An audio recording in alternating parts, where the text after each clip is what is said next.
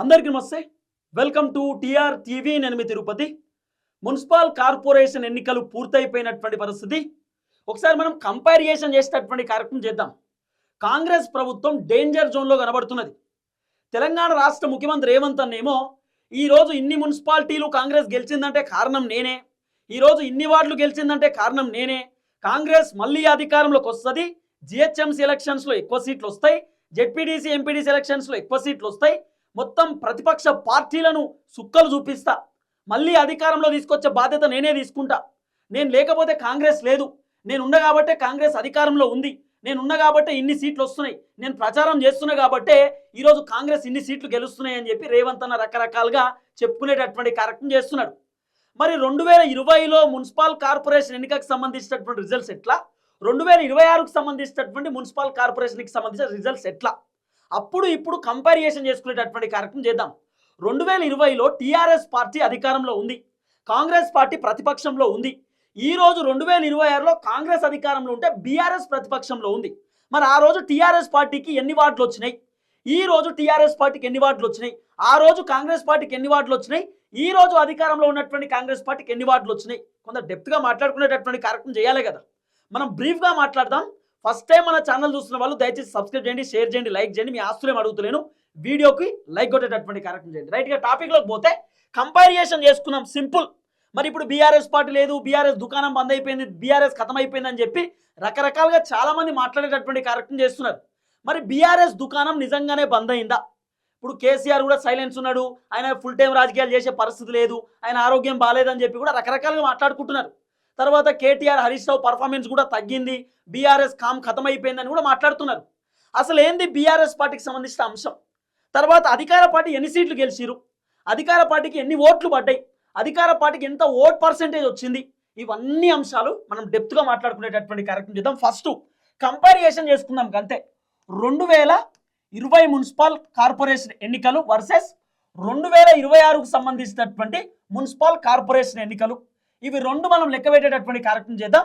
ఇది వర్సెస్ వేసుకుంటే 2020లో TRS party అధికారంలో ఉంది, 2026లో కాంగ్రెస్ పార్టీ అధికారంలో ఉంది. మరి 2020లో టీఆర్ఎస్ పార్టీకి ఎన్ని సీట్లు వచ్చినాయి? ఫస్ట్ వార్డ్స్, తర్వాత మున్సిపాలిటీస్, ఇవి రెండు. తర్వాత ఇప్పుడు కాంగ్రెస్ పార్టీ వార్డ్స్, తర్వాత మున్సిపాలిటీస్, ఇవి మనం మాట్లాడుకునే కార్యక్రమం చేస్తే టీఆర్ఎస్ పార్టీకి 2020లో టీఆర్ఎస్ అధికారంలో ఉన్నప్పుడు ఎన్ని వార్డులు గెలుచుకున్నారు అంటే 1686 వార్డులు గెలుచుకున్నారు. ఎన్ని మున్సిపాలిటీలు వచ్చినాయి? 114 మున్సిపాలిటీలు వచ్చినాయి. ఈరోజు కాంగ్రెస్ పార్టీ అధికారంలో ఉంటే, కాంగ్రెస్ పార్టీ అధికారంలో ఉన్నటువంటి ఆ పార్టీకి దాదాపు ఎన్ని వార్డులు వచ్చినాయి తెలుసా? 1537 వార్డులు వచ్చినాయి. దాదాపు మున్సిపాలిటీలు 84 వచ్చినాయట. 84 మున్సిపాలిటీలు గెలుచుకున్నారు. ఆ రోజు బీఆర్ఎస్ అధికారంలో ఉన్నప్పుడేమో 1686, 114 మున్సిపాలిటీలు అయితే ఈరోజు కాంగ్రెస్ వార్డులు 1537, మున్సిపాలిటీలు 84. తగ్గినాయా పెరిగినాయా? మరి పెరగాలి కదా కాంగ్రెస్ పార్టీకి. మరి ఆ రోజు టీఆర్ఎస్ అధికారంలో ఉన్నప్పుడు 1686 వార్డులు గెలిచిరు, ఇవాళ కాంగ్రెస్ 1537. అంటే పెరగాలి కదా కాంగ్రెస్ పార్టీకి, వార్డులు పెరగాలి, సీట్లు పెరగాలి, పర్సంటేజ్ పెరగాలి. ఆ రోజు టీఆర్ఎస్ పార్టీకి 114 మున్సిపాలిటీలు అయితే ఈ రోజు కాంగ్రెస్ పార్టీ అధికారంలో ఉంటే అధికార పార్టీకి 84 మున్సిపాలిటీలు. తగ్గాలనా పెరగాలనా? ఇక్కడ మీకు రియాలిటీ కనబడుతుంది. మరి అదే కాంగ్రెస్ పార్టీకి సుమారు ఒక 95 అన్న రావాలి కదా, ఒక 90 అన్న రావాలి కదా, ఇంకొన్ని హంగులోనే కనబడుతున్నాయి. సో ఈ విధమైనటువంటి వ్యవహారం ఉన్నది. పోనీ వార్డు చూసుకోండి, 1686 వార్డులు టీఆర్ఎస్ అధికారంలో ఉన్నప్పుడు 2020లో గెలిస్తే 2026లో కాంగ్రెస్ అధికారంలోకి వచ్చిన తర్వాత 1537 మాత్రమే. అంటే పెరగాలనా తగ్గాలనా? దీన్ని బట్టి చూస్తే 2020లో టీఆర్ఎస్ పార్టీ ఎక్కువ ఉంది కదా. తర్వాత ఇది కూడా మాట్లాడుకుందాం. ఆ రోజు ప్రతిపక్షంలో ఉన్నటువంటి పార్టీ 2020లో కాంగ్రెస్ పార్టీ ప్రతిపక్షంలో ఉంది. ప్రతిపక్షంలో ఉన్నటువంటి కాంగ్రెస్ పార్టీకి 569 వార్డులు గెలిచారు. తర్వాత 5 మున్సిపాలిటీలు గెలుచుకున్నారు. ఈ రోజు ప్రతిపక్షంలో ఉన్నటువంటి బీఆర్ఎస్ పార్టీకి ఎన్ని సీట్లు వచ్చినాయి అనేది కూడా మీరు మాట్లాడుకోవాలి కదా. ఈ రోజు ప్రతిపక్షంలో ఉన్నటువంటి బీఆర్ఎస్ పార్టీ 781 వార్డులు గెలుచుకున్నారు. 781 వార్డులు, దాదాపు 781 వార్డులు గెలుచుకుంటే సుమారు మున్సిపాలిటీలు ఎదగాదని ఒక 17 అంటారు, 17 15 ఉన్నట్టున్నాయి. అయితే 781 వార్డులే లెక్క పెట్టుకుందాం. అంతెందుకు, ఆ రోజు కాంగ్రెస్ పార్టీ ప్రతిపక్షంలో ఉన్నప్పుడు 2020లో టీఆర్ఎస్ అధికారంలో ఉన్నప్పుడు మున్సిపల్ కార్పొరేషన్ ఎన్నికలలో వార్డులు కాంగ్రెస్ పార్టీకి 569 వార్డులు వచ్చినాయి. ఈ రోజు బీఆర్ఎస్ పార్టీ ప్రతిపక్షంలో ఉంది, కాంగ్రెస్ అధికారంలో ఉంది, బీఆర్ఎస్ పార్టీకి 781. అంటే పెరిగిందా తగ్గిందా? కాంగ్రెస్ కంటే బీఆర్ఎస్ నయమే కదా వార్డులకు సంబంధించిన వ్యవహారంలో. కాంగ్రెస్ కంటే బీఆర్ఎస్ గట్టి ఫైటే ఇచ్చింది కదా వార్డులకు సంబంధించి. మరి ఇక్కడ కూడా బీఆర్ఎస్ కుందా నయమే కదా. సరే, మున్సిపాలిటీలు కూడా చూడండి. మున్సిపాలిటీలు ఆ రోజు కాంగ్రెస్ ప్రతిపక్షంలో ఉన్నప్పుడు 5, ఈ రోజు బీఆర్ఎస్ అంటే ప్రతిపక్షంలో ఉన్నప్పుడు సుమారు 15 నుండి 17 అంటున్నారు. 15 నుండి 17 మున్సిపాలిటీలకు సంబంధించిన వ్యవహారం. 13, 14 నాకు తెలిసి 13 నుండి 15, 17 ఉంటాయి మ్యాక్స్. సో అన్ని గెలుచుకున్నారు. అంటే ఓవరాల్గా ప్రతిపక్షంలో ఆ రోజు కాంగ్రెస్ ఉన్న దానికంటే ఈ రోజు ప్రతిపక్షం బీఆర్ఎస్ బెటరే కదా. ఈ రోజు బీఆర్ఎస్ కున్న నయమే కదా. మీకు ఇంకో విషయం తెలియదు, ఈ 1537 వార్డులు రావడానికి కాంగ్రెస్ పార్టీ ఎమ్మెల్యేలు, ఎంపీలు, మంత్రులు, ఎమ్మెల్సీలు, ముఖ్యమంత్రి భారీ బహిరంగ సభలు, దావోస్ పోయి వచ్చిన వెంటనే 12 సభలు, రోజుకు 2 సభలు, రేవంత్ రెడ్డి పబ్లిక్ మీటింగ్లు, విచ్చలవిడి పైసలు, తర్వాత బంగారం, ఏందది, ఏం బంగారం అది, కాయిన్స్, బంగారం కాయిన్స్, వెండి కాయిన్లు, రైస్ కుక్కర్లు, గ్యాస్ పొయ్యిలు, తర్వాత ఇంకేదో వాషింగ్ మిషన్లు, చీరలు, వాటర్ బాటిళ్ళు, వాటర్ క్యాన్లు, వాటర్ టిన్నులు, ఇట్లా మాట్లాడుకుంటూ పోతే విపరీతంగా డబ్బులు మంచిగా కరెక్ట్ చేశారు. ఒక్కొక్క క్యాండిడేట్ ₹1 కోటి, ₹2 కోట్ల ఇష్టానుసారంగా భూములు కూడా అమ్ముకున్నారట చాలామంది గెలవడానికి. విచ్చలవిడి పైసలు పంచుకొని గెలిచారు. మళ్ళీ లీడర్లందరూ తిరిగి ప్రచారం చేస్తే 1537 వార్డులు గెలుచుకున్నారు. ఇక టీఆర్ఎస్ ప్రతిపక్షంలో ఉన్నటువంటి పార్టీయే. ఆ రోజు కాంగ్రెస్ ప్రతిపక్షంలో ఉన్నప్పుడు 569 అయితే ఈరోజు బీఆర్ఎస్ ప్రతిపక్షంలో ఉన్నప్పుడు 781. అంటే కాంగ్రెస్ కంటే బీఆర్ఎస్ ప్రతిపక్షం కొంత నయమే కదా సీట్ల విషయంలో. పోనీ మున్సిపాలిటీల విషయంలో కూడా నయమే కదా, 15, 17, 13 అనుకుందాం. కానీ ఈ కాంగ్రెస్ కంటే నయమే కదా. ఇక భారతీయ జనతా పార్టీ గురించి కూడా మనం మాట్లాడుకునేటటువంటి కార్యక్రమం చేస్తే, భారతీయ జనతా పార్టీ బీజేపీ 2020లో 293 అట వార్డులు, దాదాపు 4 మున్సిపాలిటీలు గెలుచుకుంటే 4 కంటే ఒక్కటే ఎక్కువ, అంటే కాంగ్రెస్కి ఒక్కటే ఎక్కువ అప్పుడు 2020లో. ఈరోజు భారతీయ జనతా పార్టీ 336 వార్డులు గెలుచుకున్నారు. ఇక వాళ్ళకు మున్సిపాలిటీలు వచ్చినాయో రాలేదో మరి నాకు డౌటే. సో ఈ విధమైనటువంటి వ్యవహారం, మిగతా కొన్ని హంగులో ఉన్నాయి, ఈ విధమైనటువంటి వ్యవహారం కనబడుతున్నది.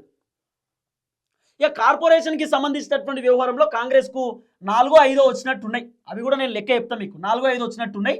బీఆర్ఎస్కి ఒక్కటి కూడా రానట్టున్నది. ఇతరులు 1, 2 ఉన్నట్టున్నాయి. మొత్తం 7 ఉన్నట్టున్నాయి నాకు తెలిసి, 7. ఆ 7లో ఈ విధమైనటువంటి రిజల్ట్స్ ఉన్నాయి. ఈ విధమైనటువంటి కంపారిజన్ చేసుకుంటే కూడా కొంత బీఆర్ఎస్ నయమే. బీఆర్ఎస్ మొత్తం ఫెయిల్ ఏం కాలే. ఇప్పుడు ఇంకోటి, మరి కాంగ్రెస్ ఆ రోజు మరి కొంత తక్కువ ఉన్నదేమో, కాంగ్రెస్ ప్రతిపక్షం కదా, అధికార పార్టీకి ఎక్కువ ఉంటుందిగా పతారంటే, మరి అధికార పార్టీకి పతారు ఎక్కువ ఉన్నప్పుడు ఆ రోజు బీఆర్ఎస్ పార్టీ పతార కంటే ఈ రోజు కాంగ్రెస్ పార్టీ పతారు ఎక్కువ ఉండాలి కదా, ఎందుకు లేదు? ఆ రోజు బీఆర్ఎస్ పార్టీకి 114 అంటే ఈ రోజు అట్లీస్ట్ ఒక 90-95 రావాలి కదా కాంగ్రెస్కి, ఎందుకు రాలేదు? ఇది కూడా ఒక చర్చనే. డేంజర్ జోన్లో కాంగ్రెస్ ఉంది. అసలు అట్లాంటప్పుడు అసలు కంప్లీట్గా టీఆర్ఎస్ పార్టీకి 781 వార్డులు కూడా రావద్దు, బీజేపీ 336 వార్డులు కూడా రావద్దు. కాంగ్రెస్ పైన వ్యతిరేకత లేదు, కాంగ్రెస్కి ఏమి ఇబ్బంది లేదు అనుకుంటే, కానీ వ్యతిరేకత భయంకరంగా ఉన్నది, చాలా వ్యతిరేకత. అసలు మనం ఊహించినటువంటి తరహాలో వ్యతిరేకత కనబడుతున్నది. కాబట్టి కొంత కాంగ్రెస్ డేంజర్ జోన్లోనే ఉంది. సో ఇది ఓవరాల్ కంపారిజన్ చూసుకుంటే ఆ రోజు ఎంత, ఈ రోజు ఎంత, ఆ రోజు టీఆర్ఎస్కి ఎంత, ఈ రోజు కాంగ్రెస్కి ఎంత. పోనీ మరి కాంగ్రెస్ మరి అప్పుడు ప్రతిపక్షంలో ఉంది 569 అంటే గొప్ప కదా అని మీరు అనుకోవచ్చు. ఇప్పుడు కాంగ్రెస్ పార్టీ మా తాతల కాంచెలు పరిపాలన చేస్తున్నారు.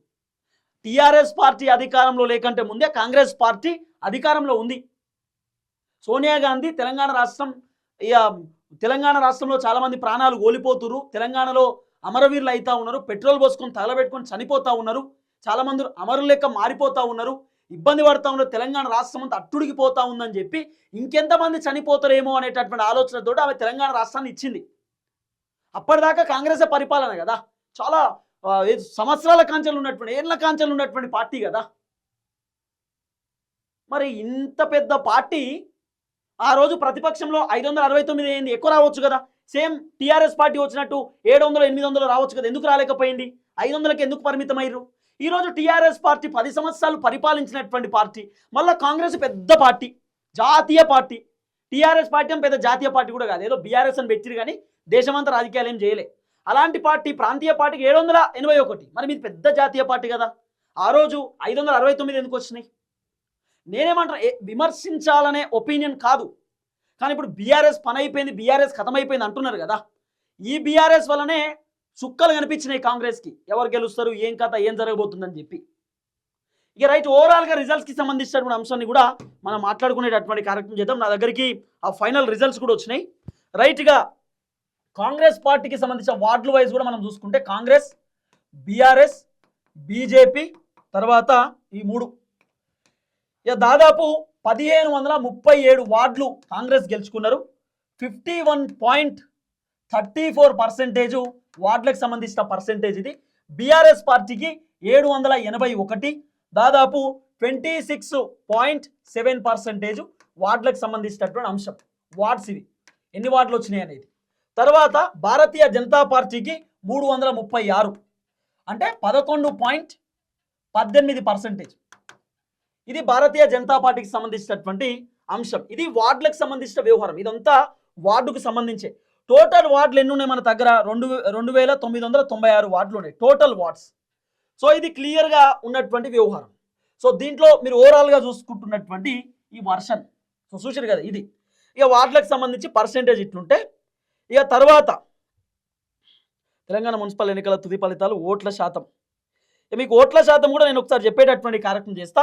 ఓట్ల శాతం ఒకసారి చూసుకునేటటువంటి కార్యక్రమం చేస్తే కాంగ్రెస్ పార్టీకి ఓట్ల శాతం 41.1% కాంగ్రెస్ పార్టీకి ఓటింగ్ పర్సెంటేజ్ వచ్చింది.